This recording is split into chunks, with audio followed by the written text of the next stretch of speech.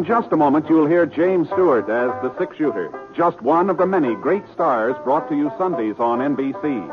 Every Sunday, hear Hume Cronin and Jessica Tandy in The Marriage, Sir Laurence Olivier on Theatre Royal, Lawrence Tibbett with the Golden Voices, Helen Hayes, Frederick March, Rex Harrison, and Lily Palmer on the NBC Star Playhouse.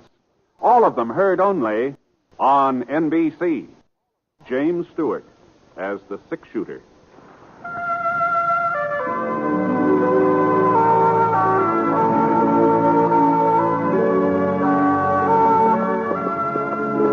The man in the saddle is angular and long-legged. His skin is sun-dyed brown.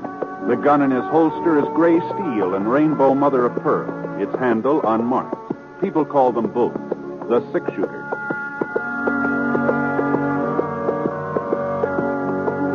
The NBC Radio Network presents James Stewart as the six-shooter, a transcribed series of radio dramas based on the life of Britt Ponset, the Texas plainsman who wandered through the Western Territories, leaving behind a trail of still-remembered legends.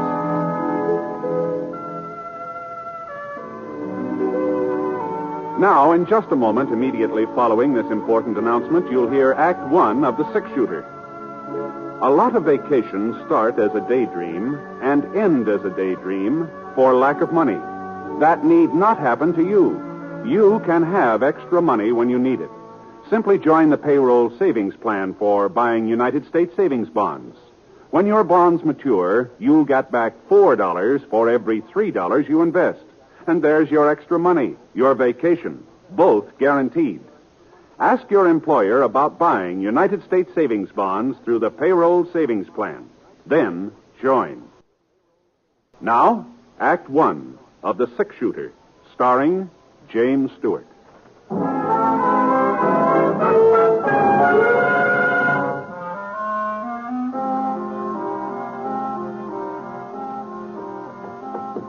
The rain had stopped, but the wind still carried slivers of moisture that cut into the boy's face as he rode along the edge of the creek. When he saw the yellow light from the back of the office, he pulled up and slid out of the saddle. Then tied a wet bandana under his eyes and walked slowly, quietly to the door. All right. Put him up over your heads. Reach. What's that? Way up, both of you. Stay away from that shotgun. Now, look here, young fella. You, get over to the safe. Better hurry it up, mister. Open it. I said open it.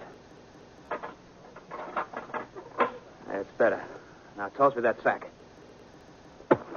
Okay. Don't try to follow. Thanks a lot. I see you. You dirty young. I'll show you. I'll show you. Rotten little...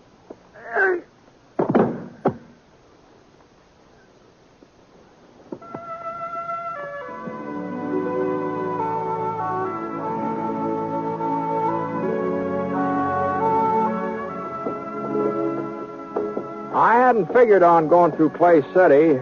It was an hour out of my way, and I was already a day late to the Jefferson Ranch where I'd signed up for the roundup, but Scar started limping from a loose shoe, and I didn't have much choice. So we had to head to the nearest blacksmith shop, so we turned north.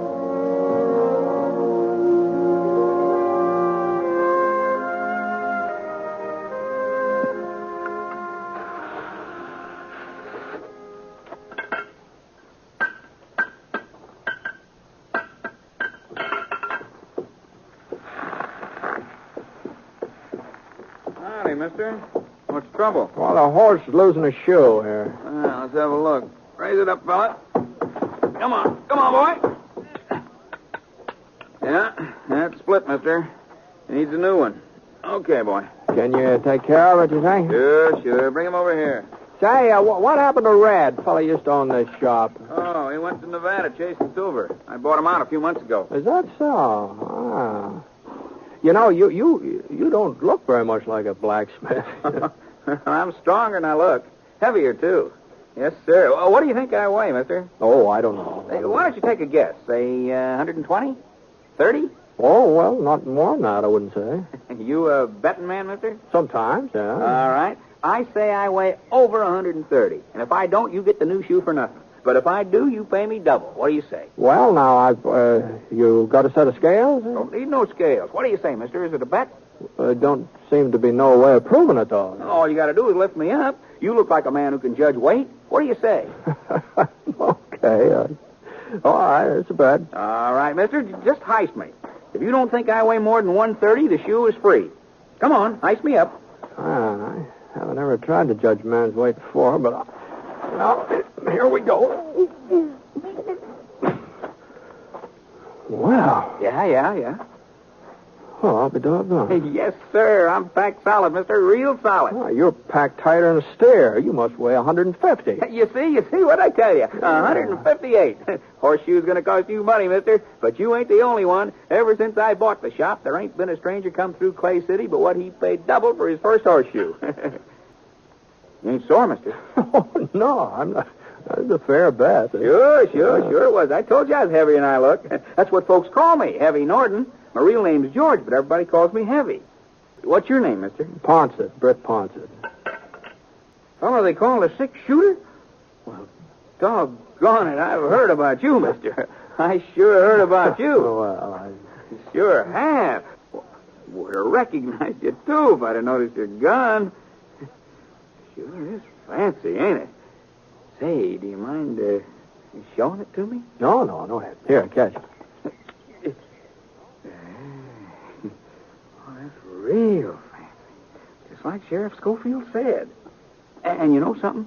He says he's seen you fire 6 shots with it while Whitey Jackson was getting off his first bullet. That time down at Eagle. Yeah, well, the sheriff kind of likes to build up a story, you know. Well, he swears it's the truth.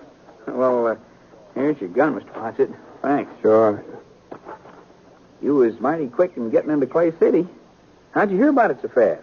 Hear about what? Why, the holdup at the Fargo station last night. Ain't that why you come? No, I was heading past town. Turned off because Scar got a loose shoe.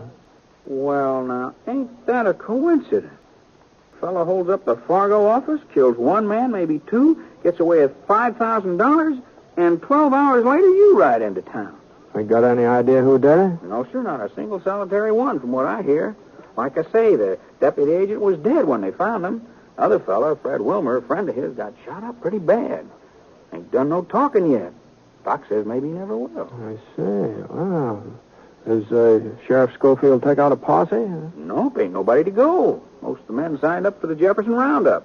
Left town day before yesterday. Here's the Jefferson Ranch paying good money this year. Mm-hmm. You seen the sheriff this morning? No, not lately. He might be over to his office. You could try there. Yeah, I think I'll walk down there while you're fixing up Scar. Sure, Mr. Ponset. Darn good idea.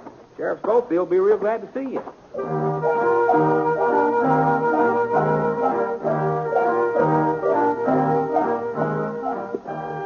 A couple of doors this side of the sheriff's office, I saw the Wells Fargo sign nailed up next to the window.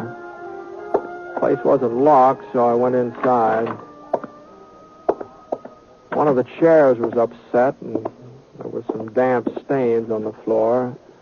The cast-iron safe against the wall was standing wide open, so I kicked it shut. And then I went out in the back stoop. There was some more blood on the steps, and then just red mud. Right at the edge, I saw the hoof prints. They trailed off the side of the creek, and whoever made them had headed west. I let one knee down into the mud and looked at the prints real close. The horse had been wearing one shoe different from the other 3. A sharp rock must have cut into it somewhere or another.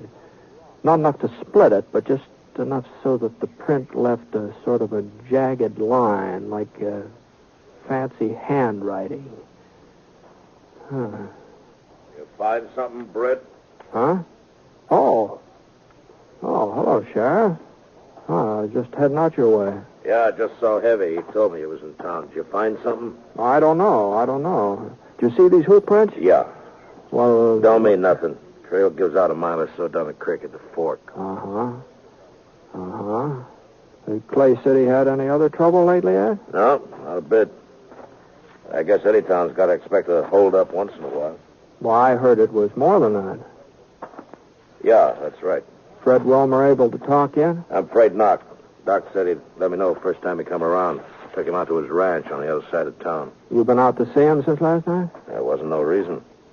Well, it might be a good idea to be there just in case. I thought maybe I ought to stick in town. Well, it don't look like anything more is going to happen here. Why don't I'll get Scar and meet you out at Fred's place, huh? I can handle this alone, Britt. Well, sure. I was just offering to keep you company, Ed. I'll meet you there.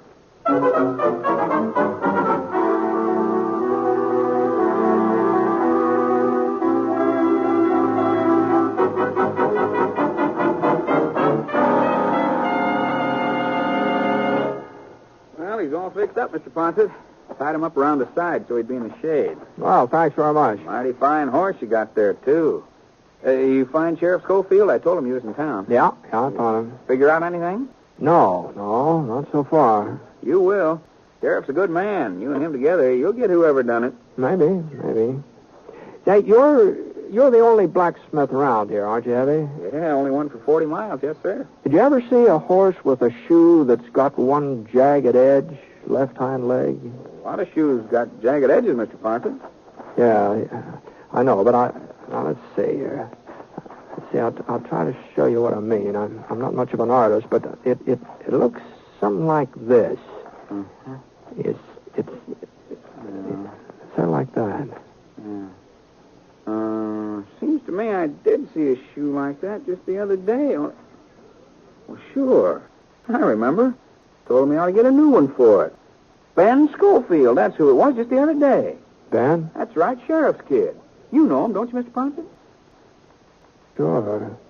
Well, I haven't seen Ben for a couple of years, though. Well, sir, you wouldn't recognize him if you saw him now. That boy just sort of growed up overnight. Yeah. Yeah, I guess he has.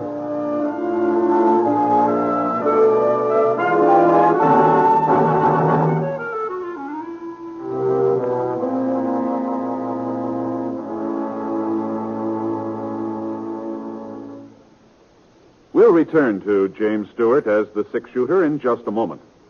Here's a reminder about some of the wonderful entertainment that's yours for the listening each Wednesday evening on the NBC Radio Network. There's comedy for everyone when you set your dial to NBC for such programs as You Bet Your Life with Groucho Marx and The Great Gildersleeve starring Willard Waterman. The Great Gildersleeve provides 30 minutes of top-flight entertainment that your whole family will enjoy. Then, when it's time for Groucho Marx, watch out. Groucho throws a mean ad lib, and there's a barb at the end of every one of them. Listen and laugh as this Marksman trades quips with his contestants from the studio audience. It's a riot of fun from top to bottom when Groucho Marx plays You Bet Your Life. Also on Wednesdays, listen to more quiz fun on Walk a Mile with your genial quizmaster, Bill Cullen. That's Wednesday night on the NBC Radio Network. Be sure to listen.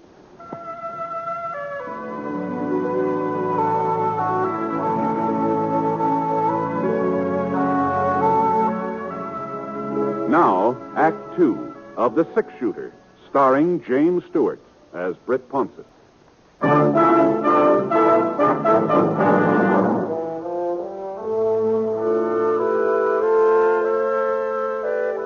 Wasn't much of a ride, and Sheriff Scofield was sitting on Fred Wilmer's porch swing when I got there. He told me Doc was inside with Fred, so I squatted down on the stoop and waited. About half an hour later, Doc came out. Told us we could go inside and see Fred.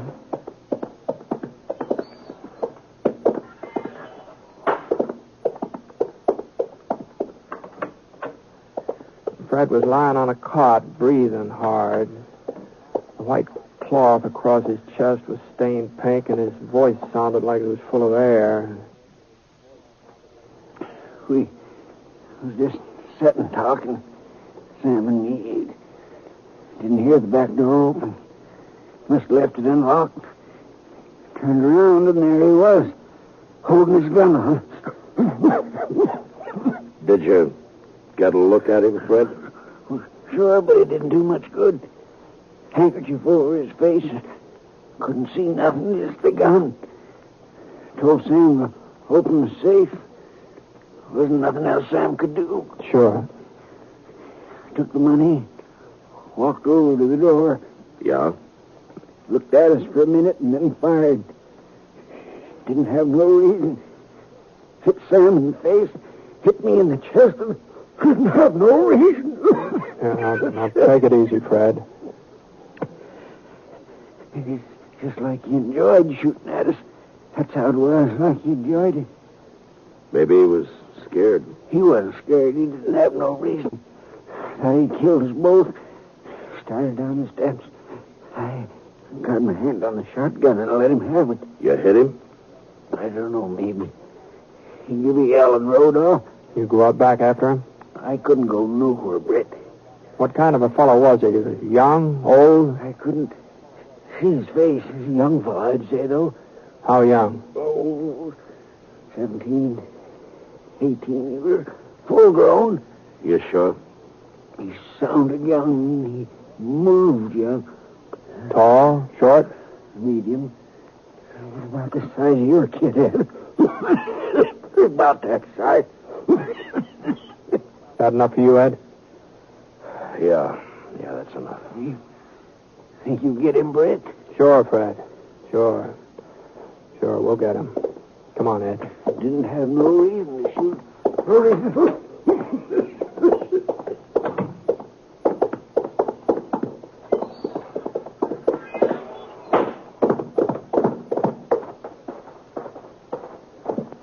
Let's go, Ed. We're wasting our time, Brett. He's got a day's head start. He'll be 40 miles from here. Not if he's shot up. Well, you go on if you want to. Well, you're the sheriff. You've got to make the arrest. You ain't never been so particular before. Maybe not. This time I am particular. You coming? We don't even know where to start. Well, I thought along the creek. Good place as any other. It's a waste of time, Brett. We picked up the trail along the creek and headed west. Wasn't hard to follow. Every once in a while, we'd see a few drops of blood spattered against the bushes. About 10 minutes later, we came to the fork where Ed said the trail gave out. Scar stuck his nose down into the water, and I looked around. The trail didn't give out. It turned south. I nodded in that direction. Ed didn't say anything. He just followed. Then about 5 o'clock, we stopped to eat. Ed built a fire, and I opened up a couple of cans of beans I had in my roll. Oh, you're not hungry, Ed? It's early for supper. It's too early. Yeah. Ed, I talked to Heavy before I went out to Fred's place. I asked him who had a horse that would leave a mark like the one we've been following. So? He said that Ben did. Your son, Ben. I thought you ought to know that. A lot of horseshoes leave the same kind of mark. Fred said it was a young fellow. It wasn't Ben. Where is he, Ed? He's at the Jefferson Ranch. He's working on a roundup. He left Clay City day before yesterday. He couldn't have been Ben. There's a lot of wild youngsters in these parts, but Ben's a good boy. He couldn't be him. You sure? That mark don't mean nothing. Plenty of horseshoes leave the same kind of mark. You know that, Britt. You got enough to eat? Yeah. All right, let's go.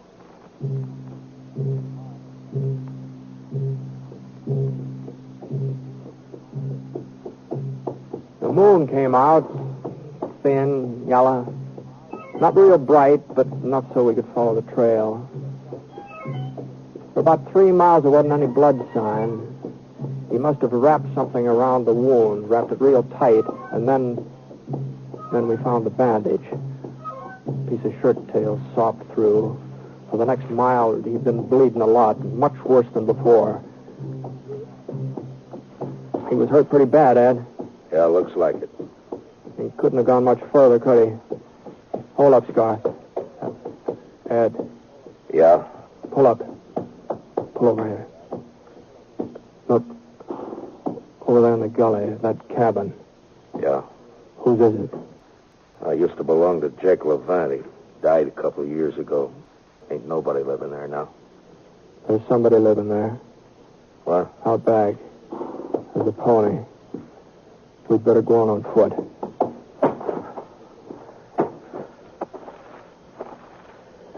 Britt? Yeah? We're gonna take him alive, ain't we? If we can. We gotta take him alive, Britt. It's Ben, isn't it? I don't know, not for sure. It could be Ben? It could be. Where's he been the last couple of days? I don't know that either. I had an argument with him 2 nights ago.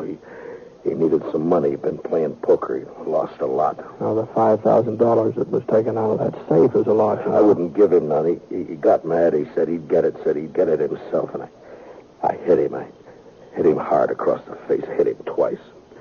He started to hit me back, and then he walked out of the house, and I ain't seen him since. I wish he had hit me back. Now, we've got to get across this clearing, Ed. Over to that clump of trees. Well, he may see us. We'll have to take that chance. You ready? Yeah.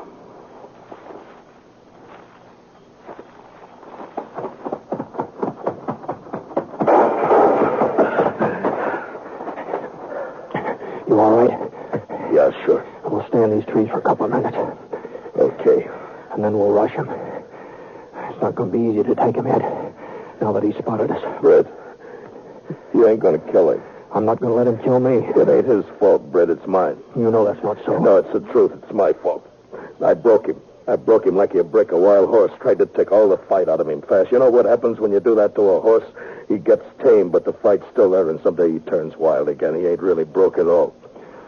I'm going to rush him alone, Ed. No, stay here. Sam Norton's dead. Maybe Fred Wilmer, too, by now. Killing Ben won't bring him back. He's my son. I'm sorry, Ed. No, we're going back to town. Not without him. We're going back.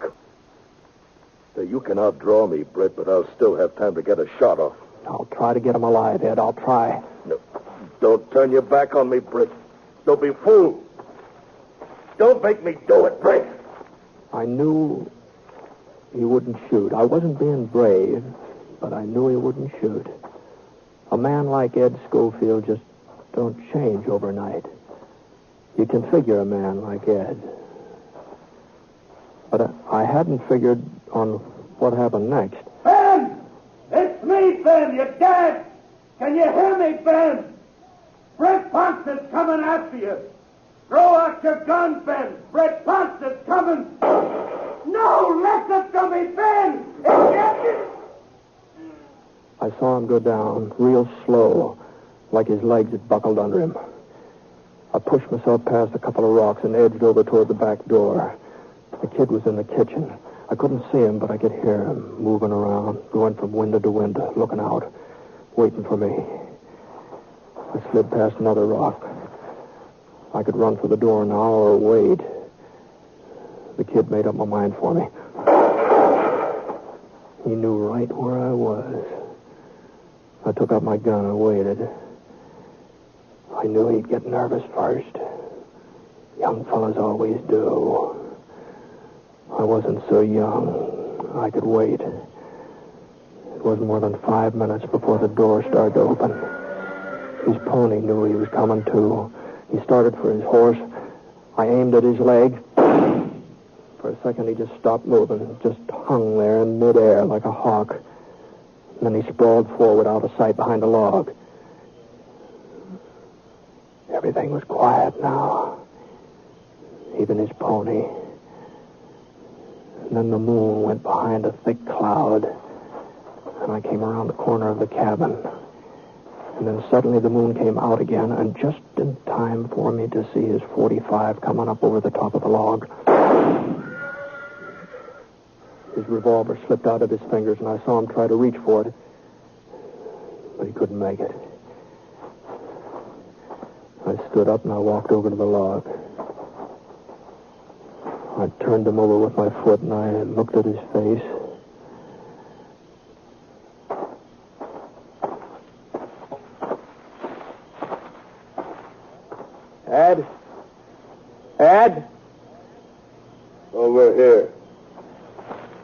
Where'd he get you?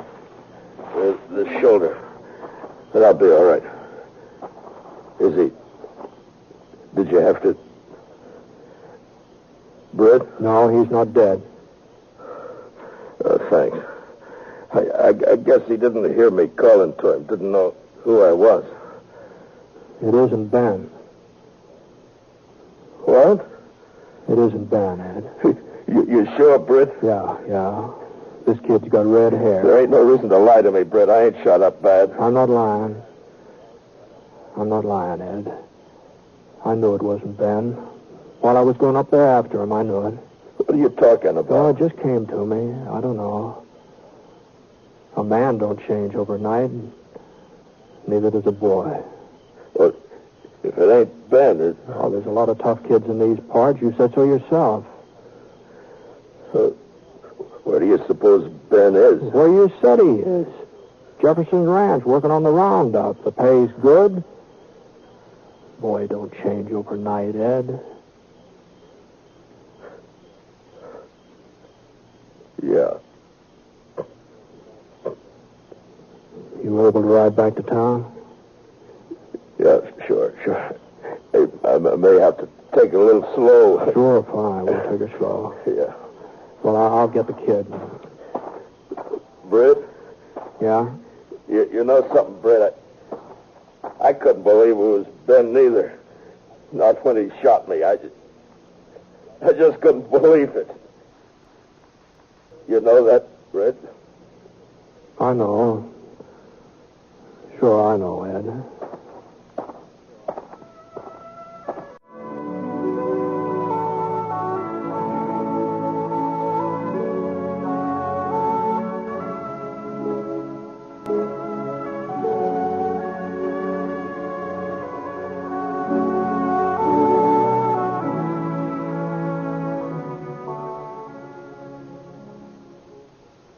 Picture the most extravagant vacation imaginable. Then picture yourself going on that vacation. Sounds like a daydream? Well, it isn't. It's completely possible. But it does take a bit of planning, such as the regular purchase of United States savings bonds. Now, the best way to do that is through the payroll savings plan. That's the best way because it's the sure way to buy your savings bonds regularly. The payroll savings plan works like a charm because it's completely automatic. Your employer does everything for you. It's especially easy on you because money is saved from your paychecks before you have a chance to miss it. And when those bonds mature, you can pack your bags for that extravagant vacation because United States savings bonds pay back $4 for every $3 you put in. Join the payroll savings plan where you work. That's the way to save money regularly. Earn extra money regularly through United States savings bonds.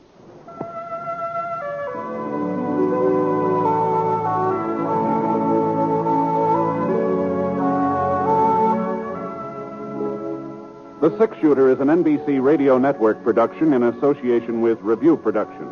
It is based on a character created by Frank Burt, and the transcribed story is written by him. Mr. Stewart may currently be seen in the Universal International picture Thunder Bay. Others in the cast were Parley Baer, Jimmy McCallion, Herb Vigran, and Bill Conrad. Special music for this program was by Basil Adlam, and the entire production is under the direction of Jack Johnstone. All characters and incidents were fictitious, and any resemblance to actual characters or incidents is purely coincidental. Hal Gibney speaking. Hear Exciting Stroke of Fate tonight on the NBC Radio Network.